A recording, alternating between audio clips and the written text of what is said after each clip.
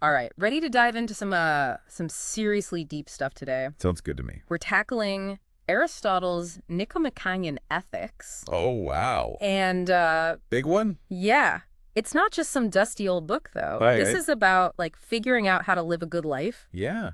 A guide, kind of. And it's still relevant. It really is after thousands of years. Thousands of years. Crazy. It's pretty wild how these ideas, they've stuck around. Yeah.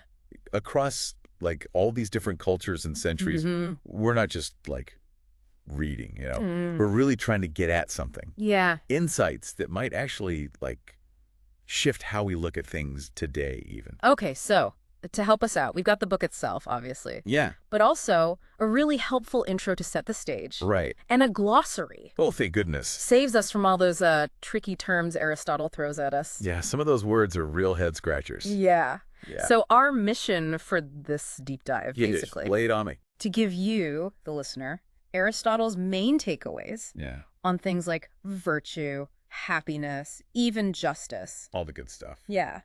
But not just for, like, philosophical debates, right? They- We want to see how this stuff could actually apply to your life Exactly. Like right now. today. Yeah. So let's start with the foundation.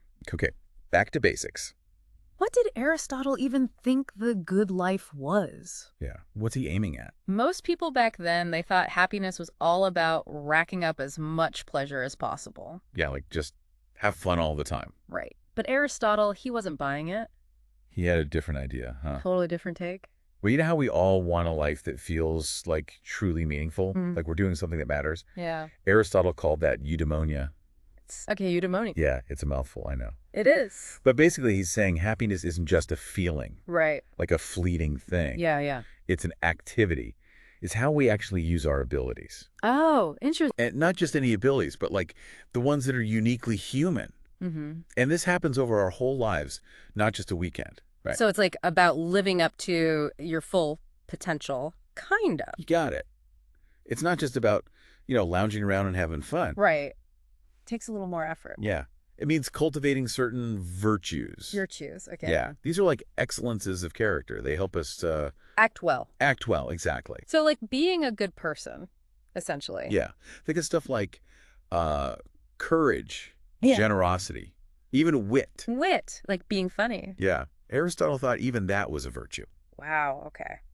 But wouldn't being good look different for everybody? Well, Aristotle had a system for figuring that out. He believed you develop these virtues through habit. Through habit, like how you get good at a skill. Exactly. What's something you're good at because you've practiced it tons.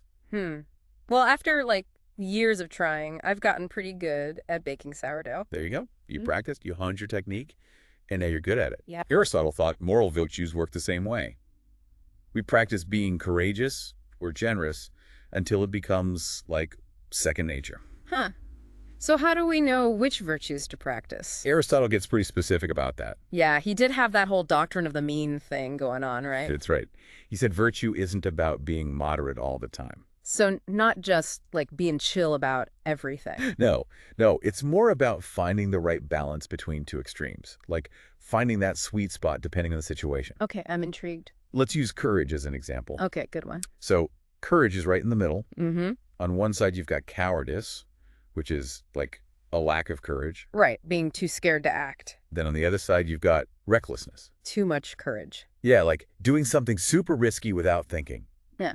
The right amount of bravery, it totally depends on what's going on. Right. Like you wouldn't just jump out of a perfectly good airplane for no reason. No, but you might risk your safety to, I don't know, help someone in danger. Yeah, that makes sense. So it's about finding that balance. But how do you figure out the right balance for every situation? That seems tricky. Yeah, that's where this idea of phronesis comes in. Okay, phronesis. Another one of those words. It basically means practical wisdom. Oh, so more than just knowing facts. Exactly. It's about knowing what to do in a situation and actually doing it, even when it's hard.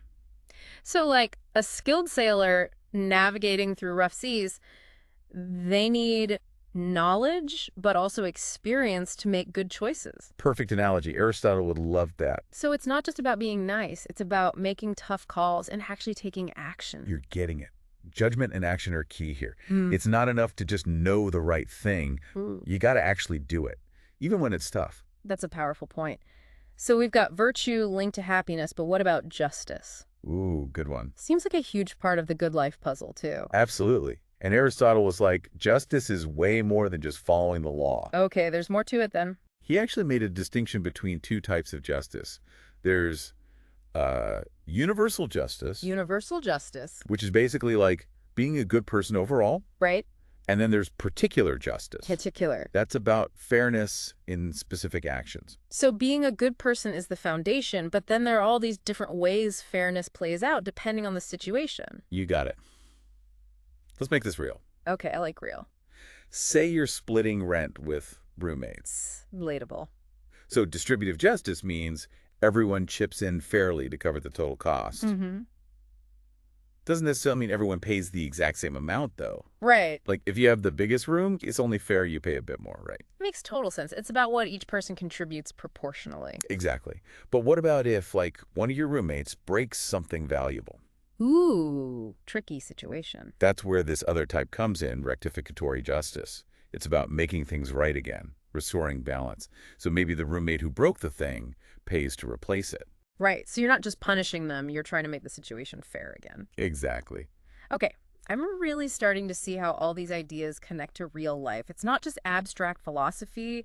It's like a framework for how we treat each other. That's exactly what Aristotle was going for. He wanted to give us tools to think about how we live and how we relate to other people. Awesome. So we've got virtue, happiness, justice, but something feels like it's missing. You're right, something's missing. What about connections with other people? Bingo. That brings us to another crucial piece, friendship. Aristotle thought it was absolutely essential for a good life. Okay, I'm all ears. Let's talk friendship. All right, buckle up. So Aristotle thought friendship was like key to the good life. I can definitely see that. Right. It's a big deal to him. But I'm guessing he didn't think just any friendship would do. Yeah, like was he picky about friends? Kind of. He actually laid out like 3 types of friendship. 3. Okay, tell me more. So first you've got friendships based on pleasure. Pleasure, okay. So like having fun together. Exactly. It's the people you enjoy hanging out with, doing stuff you both like. Makes sense. Like your book club buddies or something. Yeah. Or like your weekend hiking group. Okay, I get it. What about the second type? That would be friendships of utility. Utility. So that sounds a bit more practical. Very practical. It's more about what you can, get out of the relationship. Mutual benefit kind of thing. Right. So like colleagues who help each other out at work. Yeah, exactly. Or like classmates who study together. Those are definitely important. For sure. But I guess this can fade when you're not in that situation anymore. They often do, yeah. Once that shared need or activity is gone, the friendship can kind of drift. Okay, that makes sense. So where does that leave us? We've got fun friends and useful friends, but what about the third type? Those are the real gems. The virtuous friendships. Virtuous friendships. So like based on being good people? Kinda. It's more about like mutual respect. You admire each other's character and you both want to become better people. Oh, wow. So like they push you to be your best self? Exactly. And they're there to celebrate your successes too. It's like having a built-in support system for your ethical journey, basically. I love that. But this is making me think about how we treat ourselves. Where does self-love fit into all this? Did Aristotle have anything to say about that? You're so on the ball today. You're right. It all connects. True friendship actually shows us how we should approach self-love, according to Aristotle. Interesting. So not just like, indulging every little whim. Exactly. Not the treat yourself kind of self-love, although that has its place, I guess. Right. The truly virtuous person, they love themselves in a different way. They value their own reason, and they try to live up to their best qualities. They're not chasing every fleeting pleasure. It's about seeking what's truly good for them in the long run. So aligning your actions with your values, almost like being your own best friend. You nailed it. And you know what this brings us back to? That phronesis we were talking about. Oh, right. Practical wisdom. That's the key. Knowing what to do in any situation and how to do it. Like that captain steering through the storm. Knowledge is important, but you also need experience and good judgment to make the right calls when it really matters. Exactly. Aristotle, he really stressed that practical wisdom is something you develop over your whole life. It's about learning from your experiences, reflecting on your choices, and just like getting better at seeing what's truly good in every situation. Mm-hmm. Makes sense. I can definitely think of times when just knowing stuff wasn't enough. Right. You need that real world wisdom that you only get through, living life and making those choices. Totally. So I'm curious, with all this talk about Aristotle's ideas, how much of this stuff can we actually apply to our lives today? That's the million-dollar question. Yeah, We have to remember that Aristotle, brilliant as he was writing for a specific audience back then in a very different world. totally different world. It was a small city-state, totally different social structures. His audience was mostly elite men. And some of his views, well, they definitely reflect that. So we can't just like blindly accept everything he says, right? We have to be a little more. Critical, yet discerning. We got to ask, what still rings true today? What can we learn from his insights?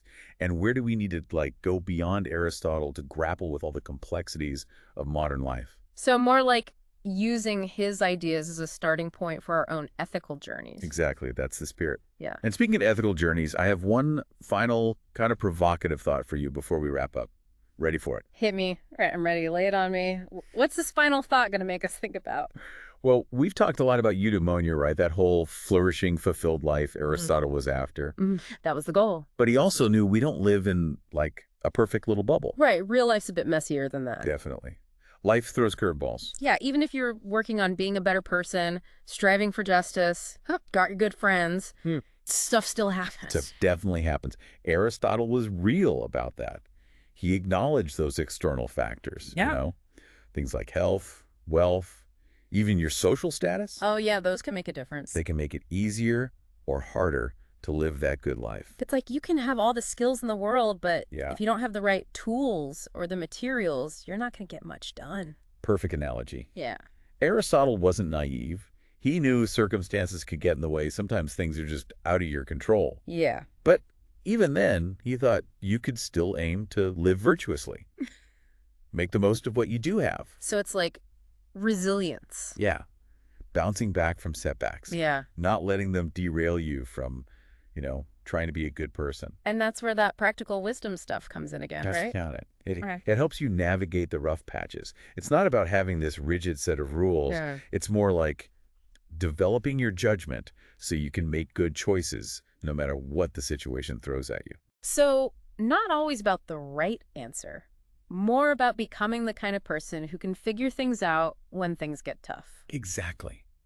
And that takes practice, reflecting on stuff, learning from your mistakes. It's a lifelong thing, but so worth it. Well, I feel like we've explored a lot today. We have. Aristotle's ideas about happiness, virtues, justice, friendship. And practical wisdom. Can't forget that. Right, but it also feels like this is just the start, Think of it as a launch pad. We've given you some of the tools, some insights, but now it's up to you to take these ideas and, see how they fit into your own life.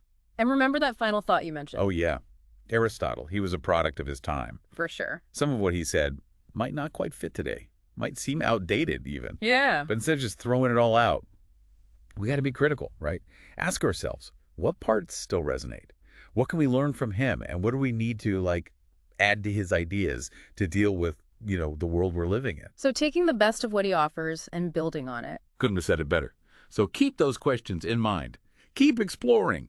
Heck, maybe even pick up the Nicomachean Ethics yourself. See what you discover. Until next time, happy pondering.